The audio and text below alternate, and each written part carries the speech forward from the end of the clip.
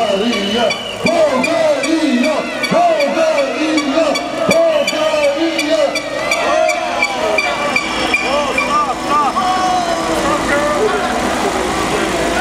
Искам да се обърна към вас и да споделя една мисъл, която беше споделена с мен от един доста по-възрастен човек от мен. Мисълта е следната. Има два типа хора. Смешни и смеещи се. Ние сами избираме от кои да бъдем. Затова аз подарявам една сметка на целия свят.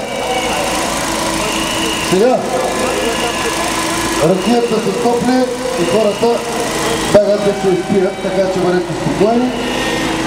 Скоро и на ще се увидят това право, но тук остават и хора, които ще ни представляват във времето, в което ние спим.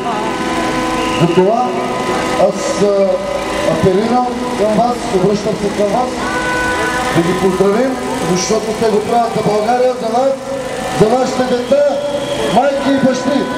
И за